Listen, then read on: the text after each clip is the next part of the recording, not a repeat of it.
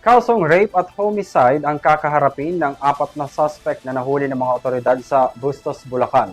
Sangkot ang mga ito sa kamakailang bangkay ng isang dalagita na natagpuan sa isang barangay sa poblasyon. May balita si Carlos Concha. Nagsampa ng kaso ang Philippine National Police o PNP laban sa 4 na suspect kaugnay ng natagpuang bangkay ng 16 na taong gulang na dalagita sa Bustos, Bulacan. Ayon sa PNP, iniulat na nawawala ang biktima noong April 11, 2026 bago nadiskubre ang kanyang labi sa barangay poblasyon noong April 21, 2026. Batay sa investigasyon, nagsagawa ng hot pursuit operation ang mga tauhan ng Bustos Municipal Police Station na nagresulta sa pagkakaaresto ng isang suspect.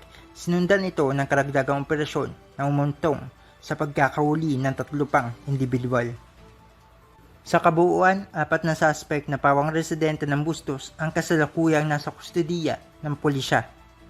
Inihahanda na ang kasong rape with homicide laban sa mga suspect na isasampa sa Provincial Prosecutor's Office sa Malolo City ayon pa sa PNP. Sinabi ni PNP Chief General Jose Melencio C. Nartates Jr. na mahalaga ang mabilis ngunit maingat na aksyon ng mga otoridad sa mga sensitibong kaso tulad nito. Dagdag pa ng PNP, bahagi ang operasyon ng kanilang pinaigting na kampanya sa ilalim ng kanilang Police Operation Framework upang mapabilis ang responde at mapalakas ang koordinasyon sa investigasyon. Para sa EuroTV News, ako si Carlos Concha, sumasaludo sa bawat Pilipino.